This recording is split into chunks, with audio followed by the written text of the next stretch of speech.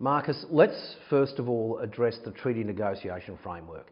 Now, it was decided quite a while ago that the Assembly would go with a hybrid model, and that is a statewide treaty to be negotiated with the state government to cover all Victorian Aboriginal and Torres Strait Islanders, and then a framework specific to traditional owners. Now, there's still an enormous amount of consultation that needs to be done with the community to determine what goes in each of these frameworks, and indeed with the state government, because as it states in the Advancing Treaty Act, these frameworks have to be agreed upon by community, the Assembly and the state government. So realistically, what's the expected time frame to start developing or seeing the finalisation of these frameworks? Well, we're required to deliver some key architecture in the, as you've outlined, the Advancing the Treaty process with Aboriginal Victorians 2018. We're the representative structure for community, and we have to reach agreement with government on what that architecture will look like. Now, ultimately, we've done a power of work the last 2 years. We've been out holding dialogues on what does a framework look like? What does life with treaty look like in Victoria for traditional owners and for First Nations people here? What could potentially be the scope of a self-determination fund, another critical element of the treaty architecture? And what responsibility and authority would a treaty authority carry? What does it need to look like? How does it represent our shape, independence, cultural authority, cultural law within a structure that will hold government accountable to negotiate in good faith, to continue negotiations? Now, our responsibility is to set the process. We need to set the process to see treaty making in Victoria in the near future. And so we sought at our last chamber endorsement of a negotiation brief. Now, we've been dealing and talking, yarning, consulting, engaging with our community for the last 2 years. Now, the rubber's hit the road this year as far as the conversations we're having around the shape of the framework. What we've heard loud and clear, last year we spoke about a hybrid model. Statewide treaty, what we're hearing from community is statewide needs to look at political power. How do we take decision making of issues that impact our lives of Aboriginal people?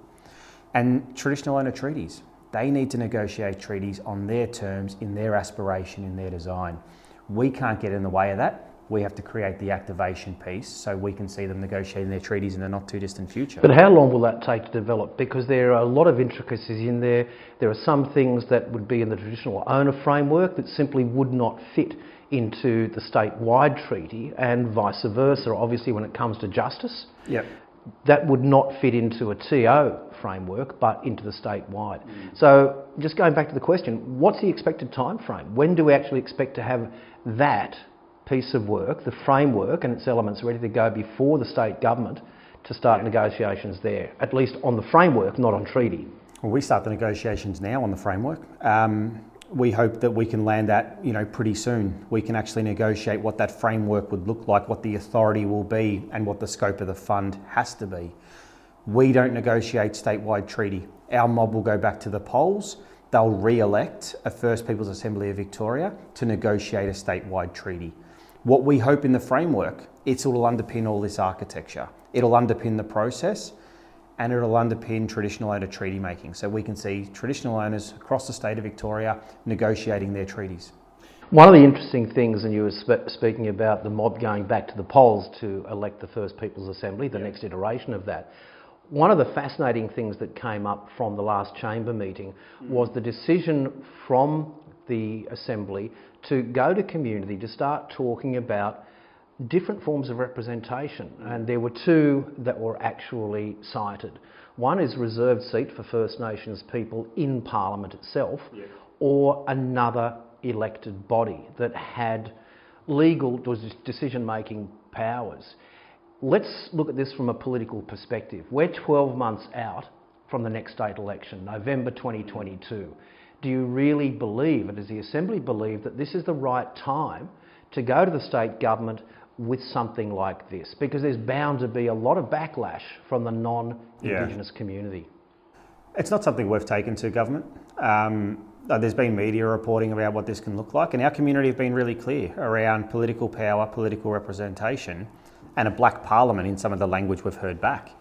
Now, what we're confident in is we're going to represent our community aspiration to the best of our ability. We're going to go in and fight for what they want, regardless if there's an election, regardless if there's not.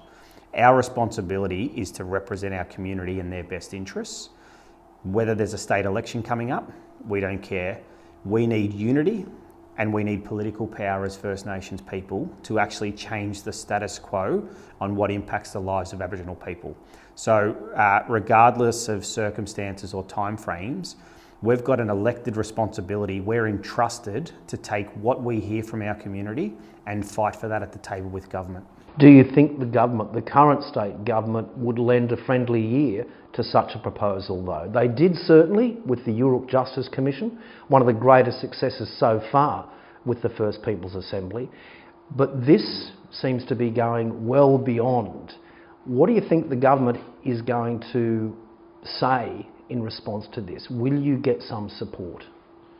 Well, we hope we will get support, but this isn't a process of support. This is a process of negotiation. And if they're going to tell us no, they want to have a good reason why they want to leave First Nations people in the state of Victoria behind, why we don't deserve to be represented as inherent rights holders in this state of Victoria.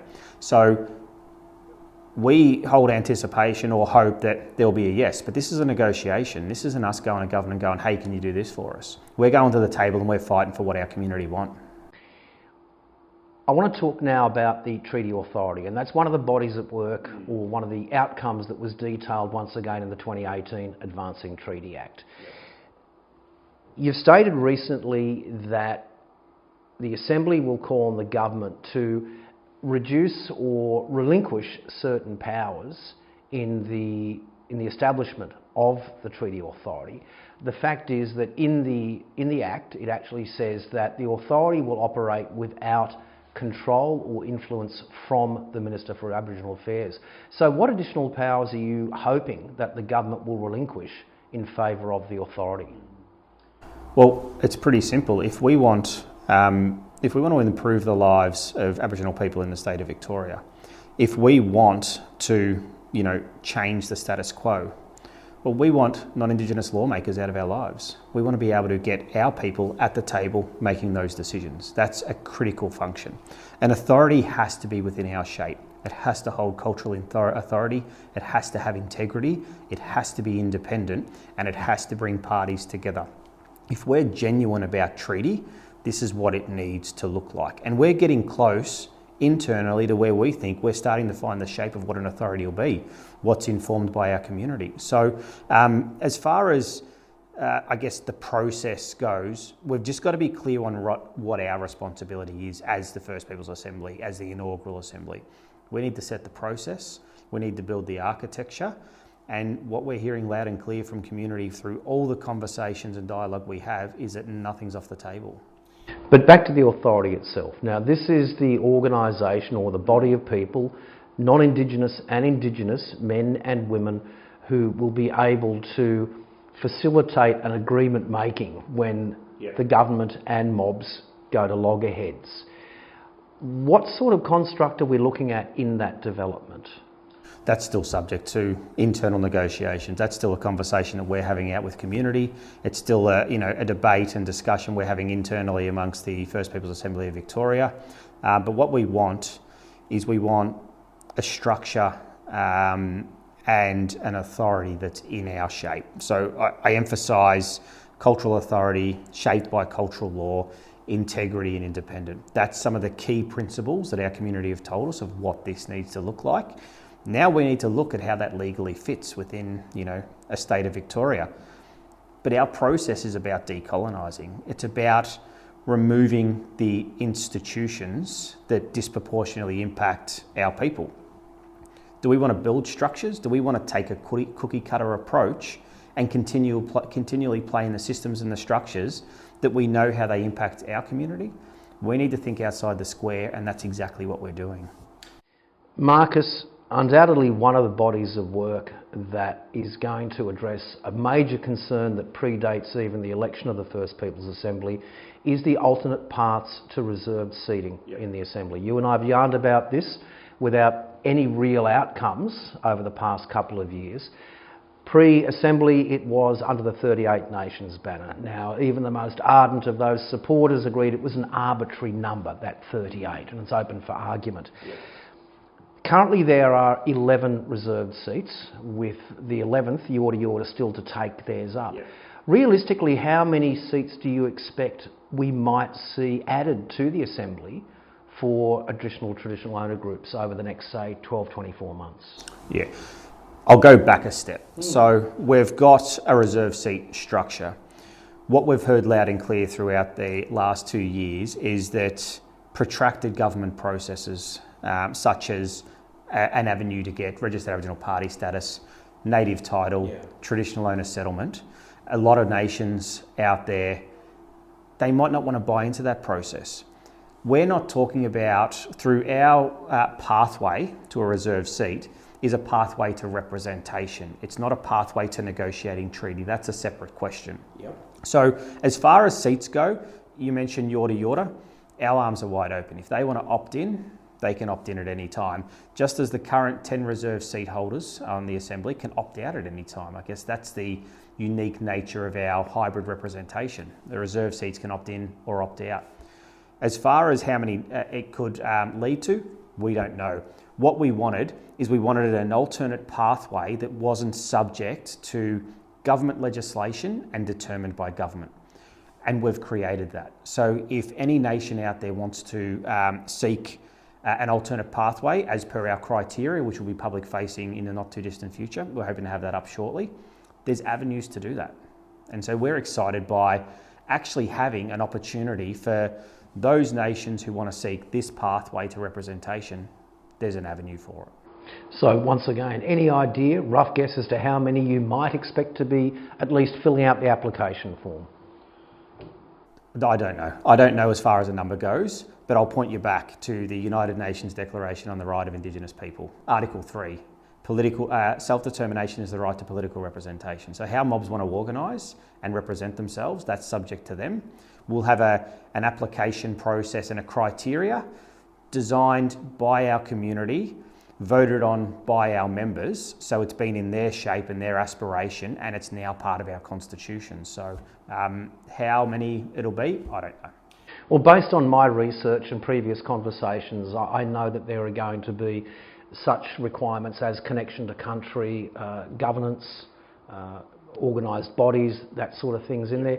Is the Assembly expecting to be able to help some of those, so burgeoning TO groups or re-emerging traditional owner groups to actually achieve the accreditation they need to come forward and apply? It goes to that whole concept of nation building, creating an equal footing. We need to create an equal footing across the whole state of Victoria. And so that's a responsibility that we have to create. And if we look at traditional owners negotiating their treaties, equal footing is critical. How do we create a balance across the state so there's no disadvantage, that if a nation wants to pursue it, there's avenues in order to do that. So that requires resourcing, it requires support. Now, there's currently money available. And we've been on the public record of saying, I've been on the public record of saying, 2 years, $4 million, no outcomes, with the commitment to nation building from government. Government decided to control that outcome, to run that outcome. It hasn't worked. So now we have to look at other options, other alternatives of how nations out there who want to pursue nation building can actually obtain the resources. Because government saying, we're going to give you $4 million and then putting all these bureaucratic and administrative processes in, doesn't that defeat the purpose of what nation building is? That support money is to support applications such as that, but yet they're just putting more red tape and hurdles. So we need to look at how it becomes the most accessible, supportive, and I guess from an investment point of view, beneficial process so our nations aren't disadvantaged before they even get to the start line. Marcus Stewart, thanks very much. Thank you.